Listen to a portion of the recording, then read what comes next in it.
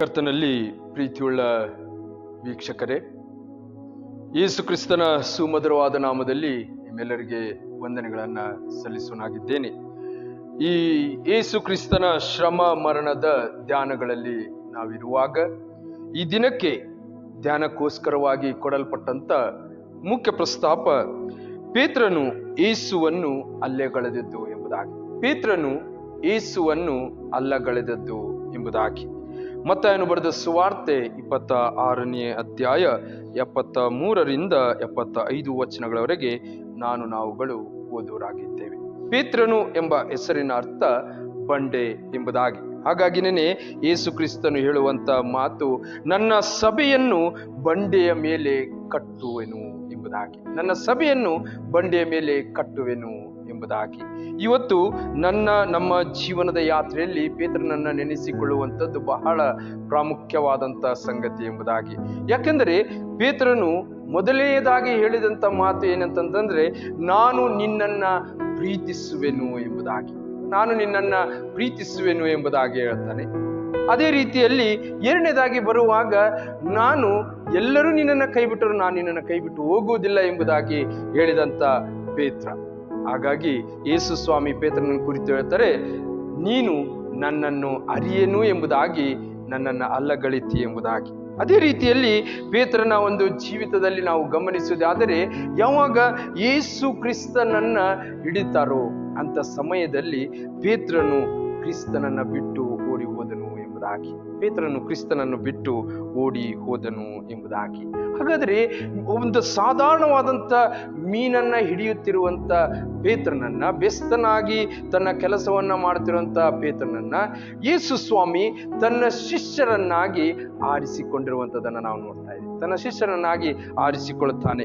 ಹಾಗಾಗಿನೇ ಪೇತ್ರನು ಕ್ರಿಸ್ತನ ವಿಷಯದಲ್ಲಿ ಬಹಳ ಪ್ರಾಮುಖ್ಯವಾಗಿ ಕಂಡನು ಎಂಬುದಾಗಿ. ಆದರೂ ಸಹ ಯೇಸು ಕ್ರಿಸ್ತನನ್ನ ಹಿಡಿದಂತ ಸಮಯದಲ್ಲಿ ಪೇತ್ರನು ಆತನನ್ನ ಬಿಟ್ಟು ಓಡಿ ಹೋದನು. ಅದಾದ ನಂತರ ಮತ್ತೆ ಪುನಃ ಯೇಸು ಕ್ರಿಸ್ತನನ್ನ ಅಲ್ಲಿ ಕೂಡಿಸಿರುವಾಗ ಅಲ್ಲಿಯೂ ಸಹ ಅಲ್ಲಿ ಇರುವಂತ ಜನರು ಕೇಳಿದಾಗ ಪೇತ್ರನು ಹೇಳ್ತಾನೆ, ನಾನು ಆತನನ್ನ ಅರಿಯೆನು ಎಂಬುದಾಗಿ. ಅಲ್ಲಿ ಮತ್ತಾಯನು ಬರೆದ ಸುವಾರ್ತೆ 26ನೇ ಅಧ್ಯಾಯ 73ರಿಂದ ನಾವುಗಳು ವಾಕ್ಯವನ್ನು ಗಮನಿಸುವಾಗ ಅಲ್ಲಿ ವಾಕ್ಯ ಬಹಳ ಸ್ಪಷ್ಟ ಆಗುತ್ತದೆ. 75ನೇ ವಚನಕ್ಕೆ ಬರುವಾಗ, ಆಗ ಪೇತ್ರನು ಕೋಳಿ ಕೂಗುವುದಕ್ಕಿಂತ ಮುಂಚೆ 3 ಸಾರಿ ನನ್ನ ವಿಷಯವಾಗಿ ಅವನನ್ನು ಅರಿಯನೆಂಬುದಾಗಿ ಹೇಳುವಿ ಎಂದು ಯೇಸು ಹೇಳಿದ ಮಾತನ್ನು ನೆನೆಸಿ ಹೊರಗೆ ಹೋಗಿ ಬಹು ವ್ಯಥೆಪಟ್ಟು ಅತ್ತನು ಎಂಬುದಾಗಿ.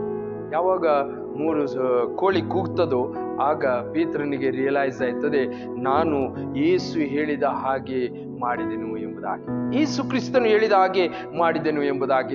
ನಮ್ಮ ಜೀವನದ ಯಾತ್ರೆಯಲ್ಲಿ ಸಹ ಅನೇಕ ಸಾರಿ ನಾವು ಮಾಡುವಂತ ಕಾರ್ಯಗಳ ಮೂಲಕವಾಗಿ ಯೇಸು ಕ್ರಿಸ್ತನನ್ನ ನಾವುಗಳು ಅಲ್ಲಗಳೆಯವರಾಗಿದ್ದೇವೆ. ಯಾಕೆಂಬುದಾಗಿ ನೋಡುವುದಾದರೆ, ನಾವು ಒಂದು ತೀರ್ಮಾನಗಳನ್ನ ತೆಗೆದುಕೊಂಡಿರುತ್ತೇವೆ. ನಾವು ಯೇಸು ಕ್ರಿಸ್ತನನ್ನೇ ಹಿಂಬಾಲಿಸುತ್ತೇವೆ, ಈ ವಾಕ್ಯಗಳ ಅಡಿಯಲ್ಲಿಯೇ ನಾವು ಜೀವಿಸ್ತೇವೆ ಎಂಬುದಾಗಿ ಅವುಗಳನ್ನ ಅನೇಕ ಸಾರಿ ನಾವು ಮರೆತಿರುವುದನ್ನ ಗಮನಿಸುವಂಥದ್ದು ಬಹಳ ಪ್ರಾಮುಖ್ಯವಾದಂತ ಸಂಗತಿ ಎಂಬುದಾಗಿ. ಹಾಗಾದರೆ ಯಾವ ವಿಷಯದಲ್ಲಿ ಪೇತ್ರನು ಕ್ರಿಸ್ತನನ್ನ ಅಲ್ಲಗಳೆದನು ಎಂಬುದಾಗಿ, ಯಾವ ವಿಷಯದಲ್ಲಿ ಪೇತ್ರನು ಕ್ರಿಸ್ತನನ್ನ ಅಲ್ಲಗಳೆದನು ಎಂಬುದಾಗಿ ಮೊದಲನೇದಾಗಿ ನಾವು ಗಮನಿಸುವುದಂತಂದ್ರೆ, ಪ್ರಾರ್ಥಿಸಬೇಕಾದಂತ ಸಮಯದಲ್ಲಿ ನಿದ್ರೆಯನ್ನ ಮಾಡುತ್ತಿದ್ದನು ಎಂಬುದಾಗಿ. ಪೇತ್ರನ ವಿಷಯದಲ್ಲಿ ನಾವು ಗಮನಿಸುವಾಗ ಪ್ರಾರ್ಥಿಸುವಂತ ಸಮಯದಲ್ಲಿ ನಿದ್ರೆಯನ್ನ ಮಾಡ್ತಾ ಇದ್ದನು ಎಂಬುದಾಗಿ ನಾವುಗಳು ಗಮನಿಸುವರಾಗಿದ್ದೇವೆ. ಮತ್ತಾಯನು ಬರೆದ ಸುವಾರ್ತೆ 26ನೇ ಅಧ್ಯಾಯ 40ರಿಂದ 41 ವಚನಗಳನ್ನ ನಾವುಗಳು ಗಮನಿಸುವಾಗ ಅಲ್ಲಿ ವಾಕ್ಯ ಇರುತ್ತದೆ, ಆಮೇಲೆ ಆ ಶಿಷ್ಯರ ಬಳಿಗೆ ಬಂದು ಅವರು ನಿದ್ದೆ ಮಾಡುವುದನ್ನು ಕಂಡು ಪೇತ್ರನಿಗೆ, ಈಗೋ 1 ಗಳಿಗೆ ಆದರೂ ನನ್ನ ಸಂಗಡ ಎಚ್ಚರವಾಗಿರಲಾರಿರಾ. ಇವತ್ತು ನಮ್ಮ ಜೀವನದಲ್ಲಿಯೂ ಸಹ ಹಾಗೇನೆ ಅನೇಕ ಸಾರಿ ನಾವುಗಳು ಪ್ರಾರ್ಥನೆ ಮಾಡಬೇಕಾದಂತ ವೇಳೆಯಲ್ಲಿ ನಿದ್ರೆಗೆ ಹೆಚ್ಚಿನ ಪ್ರಾಮುಖ್ಯತೆಯನ್ನು ಕೊಡ್ತೇವೆ. ಕ್ರಿಸ್ತನೊಟ್ಟಿಗೆ ನಮ್ಮ ಸಮಯವನ್ನ ಕಳೆಯುವಂತ ವೇಳೆಯಲ್ಲಿ ಕ್ರಿಸ್ತನನ್ನ ಬಿಟ್ಟು ಜೀವಿಸಲಿಕ್ಕೆ ನಾವುಗಳು ಪ್ರಯತ್ನ ಪಡ್ತೇವೆ. ಹಾಗಾಗಿನೇ ಪ್ರಾರ್ಥನೆ ಅನ್ನುವಂಥದ್ದು ಬಹಳ ಪ್ರಾಮುಖ್ಯವಾದಂತ ಸಂಗತಿ ಎಂಬುದಾಗಿ ಯೋನನ ಜೀವನದಲ್ಲಿ ನಾವು ಗಮನಿಸುವಾಗ 1ನೇ ಅಧ್ಯಾಯ 5ನೇ ವಚನಕ್ಕೆ ನಾವು ಬರುವಾಗ ಅಲ್ಲಿಯೂ ಸಹ ವಾಕ್ಯ ಇರುತ್ತದೆ, ಅವರೊಟ್ಟಿಗೆ ಇದ್ದುಕೊಂಡು ಪ್ರಾರ್ಥನೆ ಮಾಡಬೇಕಾಗಿರುವಂತ ಯೋನ ಹಡಗಿನ ಆಳದಲ್ಲಿ ಹೋಗಿ ನಿದ್ರೆಯನ್ನ ಮಾಡುವುದನ್ನು ನಾವು ಗಮನಿಸ್ತೇವೆ, ನಿದ್ರೆ ಮಾಡುತ್ತಿರೋದನ್ನ ಗಮನಿಸುವರಾಗಿದ್ದೇವೆ. ಹಾಗಾದ್ರೆ ಇವತ್ತು ನಮ್ಮ ಜೀವನದ ಯಾತ್ರೆಯಲ್ಲಿ ಬಹಳ ಪ್ರಾಮುಖ್ಯವಾದಂತ ಪಾತ್ರ ಏನೆಂಬುದಾಗಿ ನೋಡೋದಾದರೆ ಕ್ರಿಸ್ತನೊಟ್ಟಿಗೆ ಪ್ರಾರ್ಥಿಸುವಂಥದ್ದು. ಅದಕ್ಕೆ ಯೇಸು ಸ್ವಾಮಿ ಹೇಳಿರುವಂತ ಮಾತು, ಎಚ್ಚರವಾಗಿದ್ದು ಪ್ರಾರ್ಥನೆ ಮಾಡಿರಿ ಎಂಬುದಾಗಿ. ಎಚ್ಚರವಾಗಿದ್ದು ಪ್ರಾರ್ಥನೆ ಮಾಡಿದರೆ ಪೇತ್ರನ ಜೀವಿತದಲ್ಲಿ ನಾವು ಗಮನಿಸುವುದಾದರೆ ಯೇಸು ಕ್ರಿಸ್ತನನ್ನ ನಾನು ಅಲ್ಲಗಳೆಯನು ಎಂಬುದಾಗಿ ಹೇಳಿದಂತ ಪೇತ್ರ, ನಿನ್ನನ್ನು ಬಿಟ್ಟು ನಾನು ಇರಲಾರೆನು ಎಂಬುದಾಗಿ ಹೇಳಿದಂತ ಪೇತ್ರ ಯೇಸು ಸ್ವಾಮಿಯೊಟ್ಟಿಗೆ ಪ್ರಾರ್ಥನೆ ಮಾಡಬೇಕಾಗಿರುವ ಆತನು ಅಲ್ಲಿ ನಿದ್ರೆಯನ್ನ ಮಾಡುವಂಥದ್ದನ್ನ ನಾವುಗಳು ಗಮನಿಸುವರಾಗಿದ್ದೇವೆ. ಹಾಗಾಗಿನೇ ಪ್ರೊವರ್ಬ್ಸ್ ಅಲ್ಲಿ ನಾವು ಗಮನಿಸುವುದಾದರೆ ಜ್ಞಾನೋಕ್ತಿಗಳು 6ನೇ ಅಧ್ಯಾಯ 9ನೇ ವಚನದಲ್ಲಿ ನಾವು ಗಮನಿಸುವುದಾದರೆ ಅಲ್ಲಿ ವಾಕ್ಯ ಹೇಳ್ತದೆ, ಸೋಮಾರಿಯೇ ಎಷ್ಟು ಹೊತ್ತು ನಿದ್ರೆಯಿಂದ ಯಾವಾಗ ಎಚ್ಚರಗೊಳ್ಳುವೆ ಎಂಬುದಾಗಿ. ಇವತ್ತು ನಮ್ಮೆಲ್ಲರ ಜೀವನದಲ್ಲಿ ಸಹ ನಾವು ಪ್ರಾರ್ಥನೆ ಮಾಡೋದಕ್ಕಿಂತ ಹೆಚ್ಚಾಗಿ ಕ್ರಿಸ್ತನನ್ನ ಅಲ್ಲಗಳೆಯುವುದಕ್ಕೋಸ್ಕರವಾಗಿ ಪ್ರಾರ್ಥನೆಯಿಂದ ನಿದ್ರೆಗೆ ಹೆಚ್ಚಿನ ಪ್ರಾಮುಖ್ಯತೆಯನ್ನ ಕೊಡೋರಾಗಿದ್ದೇವೆ. ಕೆಲವರು ಪ್ರಾರ್ಥನೆ ಮಾಡುವಾಗಲೂ ನಿದ್ರೆಯನ್ನ ಮಾಡಿರುವಂಥದ್ದನ್ನ ನಾವು ಗಮನಿಸುವರಾಗಿದ್ದೇವೆ. ಹಾಗಾಗಿ ಪ್ರೀತಿಯುಳ್ಳ ದೈವ ಜನರೇ, ಇವತ್ತು ನಮ್ಮ ಜೀವಿತ ಎಲ್ಲಿಗೆ ಸಾಗ್ತಾ ಇದೆ ಎಂಬುದನ್ನ ಅರಿತುಕೊಳ್ಳುವಂಥದ್ದು ಬಹಳ ಪ್ರಾಮುಖ್ಯವಾದಂತ ಸಂಗತಿ ಎಂಬುದಾಗಿ. ಹಾಗಾದ್ರೆ ದೇವರ ವಾಕ್ಯದಲ್ಲಿ ನಾವು ಗಮನಿಸುವುದಾದ್ರೆ 2ನೇದಾಗಿ ನಾವು ನೋಡುವುದಾದರೆ ಜೊತೆಯಲ್ಲಿ ಇರಬೇಕಾದವನು ಬಿಟ್ಟು ಹೋದನು ಎಂಬುದಾಗಿ. 2ನೇ ಮಾತು, ಜೊತೆಯಲ್ಲಿ ಇರಬೇಕಾಗಿರುವಂತ ಪೇತ್ರ ಕ್ರಿಸ್ತನನ್ನ ಬಿಟ್ಟು ಹೋದನು ಎಂಬುದಾಗಿ. ಮತ್ತಾಯನು ಬರೆದ ಸುವಾರ್ತೆ 26ನೇ ಅಧ್ಯಾಯ 56ನೇ ವಚನವನ್ನು ನಾವು ಗಮನಿಸುವಾಗ ಅಲ್ಲಿ ವಾಕ್ಯ ಹೇಳ್ತದೆ, ಆದರೆ ಪ್ರವಾದಿಗಳು ಬರೆದ ವಚನಗಳು ನೆರವೇರುವಂತೆ ಇದೆಲ್ಲ ಆಯಿತು ಎಂದು ಹೇಳಿದನು. ಆಗ ಶಿಷ್ಯರೆಲ್ಲರೂ ಆತನನ್ನು ಬಿಟ್ಟು ಓಡಿ ಹೋದರು ಎಂಬುದಾಗಿ. ಪೇತ್ರನು ಸಹ ಅಲ್ಲಿದ್ದನು. ಹಾಗಾಗಿನೇ ಯೇಸು ಕ್ರಿಸ್ತನನ್ನ ಹಿಡಿದಂತ ಸಮಯದಲ್ಲಿ ಪೇತ್ರನು ಕ್ರಿಸ್ತನನ್ನ ಬಿಟ್ಟು ಹೋದನು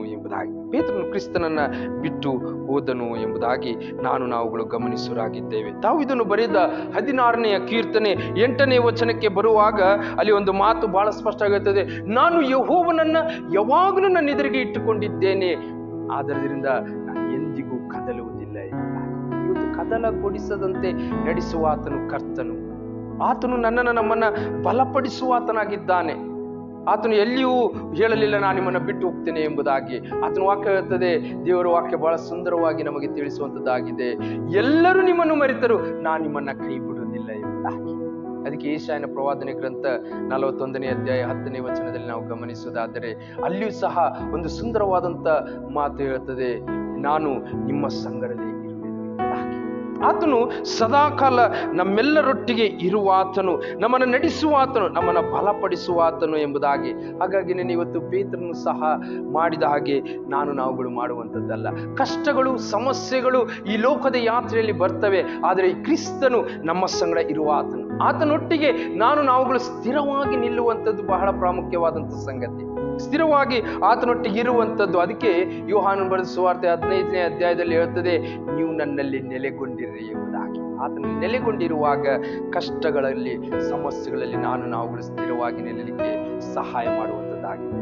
ಇನ್ನು ಕೊನೆಯದಾಗಿ 3ನೇದಾಗಿ ನಾವು ಗಮನಿಸುವುದಾದರೆ, 3ನೇದಾಗಿ ನಾವು ನೋಡುವುದಾದರೆ ಅಲ್ಲಿ ವಾಕ್ಯ ಬಹಳ ಸ್ಪಷ್ಟ ಆಗಿರುತ್ತದೆ, ಸತ್ಯವಾಗಿ ಇರುವಂಥದ್ದನ್ನ ಆತನು ಸುಳ್ಳಾಡಿದನು ಎಂಬುದಾಗಿ. ಸತ್ಯವನ್ನು ಆಡಬೇಕಾಗಿರುವಂತ ಪೇತ್ರ ಸುಳ್ಳನ್ನ ಆಡುವಂಥದ್ದನ್ನ ನಾವುಗಳು ಗಮನಿಸುವರಾಗಿದ್ದೇವೆ ಎಂಬುದಾಗಿ. ಅದೇ ಮತ್ತಾಯನು ಬರೆದ ಸುವಾರ್ತೆ 26ನೇ ಅಧ್ಯಾಯ 70ನೇ ವಚನದಲ್ಲಿ ನಾವು ಗಮನಿಸುವುದಾದರೆ 70ನೇ ವಚನದಲ್ಲಿ ಅಲ್ಲಿ ವಾಕ್ಯ ಹೇಳ್ತದೆ, ಅಲ್ಲ ನೀನು ಏನನ್ನುತ್ತೀಯೋ ನನಗೆ ಗೊತ್ತಿಲ್ಲ ಎಂದು ಎಲ್ಲರ ಮುಂದೆ ಹೇಳಿದನು ಎಂಬುದಾಗಿ. ಯೇಸು ಸ್ವಾಮಿ ಯಾರು ಎಂಬುದಾಗಿ ಪೇತ್ರನಿಗೆ ಗೊತ್ತು. ಆದ್ರೆ ಅಲ್ಲಿರುವಂತ ಜನರು ಪೇತ್ರನನ್ನ ಕೇಳ್ತಾ ಇದ್ದಾರೆ, ನೀನೂ ಸಹ ಕ್ರಿಸ್ತನೊಟ್ಟಿಗಿದ್ದವನಲ್ಲವಾ ಎಂಬುದಾಗಿ ಹೇಳುವಾಗ, ನೀನೇನನ್ನು ಹೇಳ್ತಿದೀಯಾ ನನಗೆ ಗೊತ್ತಿಲ್ಲ ಎಂಬುದಾಗಿ ಆತನ ಸುಳ್ಳು ಹೇಳುವಂಥದ್ದನ್ನು ನಾವು ನೋಡ್ತಾ ಇದ್ದೇವೆ. ಆಗಿದ್ದೇವೆ. ಇವತ್ತು ಕ್ರಿಸ್ತನನ್ನ ಅರಿತವರಂತ ನಾವುಗಳು ಅನೇಕ ಸಾರಿ ನಮ್ಮನ್ನ ನಾವು ತಪ್ಪಿಸಿಕೊಳ್ಳೋದಕ್ಕೋಸ್ಕರವಾಗಿ ಸುಳ್ಳುಗಳನ್ನು ಆಡ್ತೇವೆ. ಆ ಸುಳ್ಳು ನಮ್ಮನ್ನ ಕ್ರಿಸ್ತನಿಂದ ಬೇರ್ಪಡಿಸುವಂತದ್ದಾಗಿದೆ ಎಂಬುದಾಗಿ, ನಮ್ಮ ಜೀವಿತವನ್ನ ಕ್ರಿಸ್ತನಿಂದ ಬೇರ್ಪಡಿಸುವಂಥದ್ದು ಎಂಬುದಾಗಿ. ಅದಕ್ಕೋಸ್ಕರವಾಗಿಯೇ ನಮ್ಮ ಜೀವಿತದಲ್ಲಿ ಯೇಸು ಸ್ವಾಮಿ ಸತ್ತು ಪುನರುತ್ಥಾನನಾಗಿ ಹೋಗುವಾಗ ಆತನೊಂದು ಮಾತು ಹೇಳ್ತಾನೆ, ನಾನು ನಿಮಗೆ ಆತ್ಮನನ್ನ ಕಳಿಸಿಕೊಡ್ತೇನೆ, ಆ ಆತ್ಮನು ನಿಮ್ಮನ್ನ ಸತ್ಯದ ದಾರಿಯಲ್ಲಿ ನಡೆಸುವನು. ಇವತ್ತು ನಾವುಗಳು ಕ್ರಿಸ್ತನಿಂದ ಅನೇಕ ವಿಧವಾದಂತ ವಾಕ್ಯಗಳನ್ನ ಕೇಳಿದ್ದೇವೆ, ಆಲಿಸಿದ್ದೇವೆ. ಆದರೂ ಸಹ ಅನೇಕ ಸಾರಿ ನಮ್ಮ ಜೀವನ ಅನ್ನುವಂಥದ್ದು ಸುಳ್ಳಿನೆಡೆಗೆ ಸಾಗುವಂತದ್ದಾಗಿದೆ ಎಂಬುದಾಗಿ. ಅಪೊಸ್ತಲರ ಕೃತ್ಯಗಳಲ್ಲಿ ನಾವು ಗಮನಿಸುವುದಾದರೆ 5ನೇ ಅಧ್ಯಾಯ 1ನೇ ವಚನದಲ್ಲಿ ನಾವು ಇಬ್ಬರು ವ್ಯಕ್ತಿಗಳನ್ನ ನೋಡ್ತೇವೆ, ಅನನೀಯ ಮತ್ತು ಸಫೈರಳು ಎಂಬುದಾಗಿ. ಭೂಮಿಯನ್ನು ಮಾರಿ ಬಂದಂತ ಆ ಕ್ರಯದಲ್ಲಿ ಅವರು ಬಚ್ಚಿಟ್ಟುಕೊಂಡು ಅವರು ತಮಗೋಸ್ಕರವಾಗಿ ಒಂದು ಭಾಗವನ್ನ ಮಾತ್ರ ಅಪೊಸ್ತಲರಿಗೆ ಕೊಡ್ತಾರೆ. ಅಲ್ಲಿಯೂ ಸಹ ಅವರು ಸುಳ್ಳಾಡ್ತಾರೆ. ಅದಕ್ಕೋಸ್ಕರವಾಗಿಯೇ ದೇವರ ವಾಕ್ಯ ಬಹಳ ಸ್ಪಷ್ಟವಾಗಿ ಹೇಳ್ತಾ ಇದೆ, ಅಲ್ಲಿ ಅವರು ಸತ್ತು ಹೋದರು ಎಂಬುದಾಗಿ. ಯಾಕೆಂದರೆ ದೇವರ ಪ್ರಸನ್ನತೆಯಲ್ಲಿ, ದೇವರ ಸನ್ನಿಧಾನದಲ್ಲಿ ಅವರು ಆಡಿದಂತ ಸುಳ್ಳಿನ ಮಾತು ಅವರನ್ನ ಮರಣದೆಡೆಗೆ ನಡೆಸಿತು ಎಂಬುದಾಗಿ. ಹಾಗಾದ್ರೆ ಇವತ್ತು ನಾವುಗಳು ಕ್ರಿಸ್ತನನ್ನ ಅರಿತುಕೊಂಡು ಕ್ರಿಸ್ತನೇ ನಿಜವಾದ ಆತನು ನಮ್ಮ ಜೀವಿತದ ರಕ್ಷಕನು ಎಂಬುದಾಗಿ ಅರಿತುಕೊಂಡಿರುವಾಗ ಇವತ್ತು ಎಷ್ಟರ ಮಟ್ಟಿಗೆ ನಾವು ಸುಳ್ಳಾಡಬಹುದು? ಹಾಗಾಗಿನೇ ಇವತ್ತು ಪೇತ್ರನ ಹಾಗೆ ನಾವು ಸಹ ಅನೇಕ ವಿಷಯಗಳಲ್ಲಿ, ನಾವು ಪ್ರಾರ್ಥನೆಯ ವಿಷಯಗಳಲ್ಲಿ ಆಗಿರಬಹುದು, ಕ್ರಿಸ್ತನೊಟ್ಟಿಗೆ ಜೀವಿಸುವುದರ ವಿಷಯದಲ್ಲಿ ಆಗಿರಬಹುದು, ಕ್ರಿಸ್ತನ ವಿಷಯದಲ್ಲಿ ಕುರಿತು ನಾವು ಮಾತನಾಡುವಂತ ಮಾತುಗಳಲ್ಲೇ ಆಗಿರಬಹುದು, ಇವತ್ತು ನಮ್ಮ ಜೀವಿತ ಎಲ್ಲಿಗೆ ಸಾಗ್ತಾ ಇದೆ? ಇವತ್ತು ನಾವುಗಳು ಯಾವುದನ್ನ ಆರಿಸಿಕೊಂಡಿದ್ದೇವೆ, ಯಾವುದರ ಹಿಂದೆ ಹೋಗ್ತಾ ಇದೆ? ಅನೇಕ ಸಾರಿ ಈ 3 ವಿಷಯಗಳನ್ನ ತಪ್ಪುವುದರ ಮೂಲಕವಾಗಿ ನಾವುಗಳು ಸಹ ಕ್ರಿಸ್ತನನ್ನ ಪೇತ್ರನ ಹಾಗೆ ಅಲ್ಲಗಳಿತಾ ಇದ್ದೀವ? ಕ್ರಿಸ್ತನು ಯೇಸು ಸ್ವಾಮಿಯನ್ನ ನೇರವಾಗಿ ಅಲ್ಲಗಳೆದಂತ ರೀತಿಯಲ್ಲಿ ನಾವು ಸಹ ಕ್ರಿಸ್ತನನ್ನ ಅಲ್ಲಗಳಿತಾ ಇದ್ದೇವ? ಕ್ರಿಸ್ತನಿಗೆ ಇಷ್ಟವಿಲ್ಲದ ಸಂಗತಿಗಳ ಮೂಲಕವಾಗಿ ನಮ್ಮ ಜೀವಿತ ಕ್ರಿಸ್ತನ ತಿರಸ್ಕಾರದೆಡೆಗೆ ಸಾಗ್ತಾ ಇದೆಯಾ?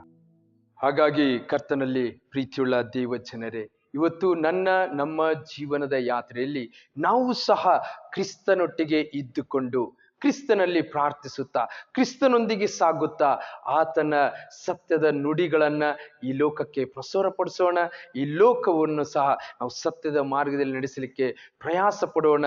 ಯಾಕಂದರೆ ನಮ್ಮ ಜೀವನದ ಯಾತ್ರೆಯಲ್ಲಿ ಪೇತ್ರನು ಅಲ್ಲಗಳೆದಂತೆ ನಾವು ಸಹ ಈ 3 ಕಾರ್ಯಗಳನ್ನು ತಪ್ಪುವಾಗ ಕ್ರಿಸ್ತನನ್ನ ಅಲ್ಲಗಳೆದು ಜೀವಿಸೋರಾಗಿದ್ದೇವೆ. ಅದಕ್ಕೋಸ್ಕರವಾಗಿಯೇ ನಮ್ಮ ಜೀವಿತವನ್ನ ಸರಿಪಡಿಸಿಕೊಳ್ಳೋಣ. ಈ ಶ್ರಮ ಧ್ಯಾನಗಳು ಅದಕ್ಕೆ ನಮಗೆ ಸಹಾಯ ಮಾಡುವಂತವುಗಳು. ನಮ್ಮ ಜೀವಿತವನ್ನ ಕ್ರಿಸ್ತನೆಂಬ ಬಂಡೆಯ ಮೇಲೆ ಕಟ್ಟುತ್ತಾ ಈ ಲೋಕದಲ್ಲಿ ಮುಂದೆ ಸಾಗುವಂತೆ ನಮಗೆ ಸಹಾಯ ಮಾಡಲಿ. ಆಮೆನ್.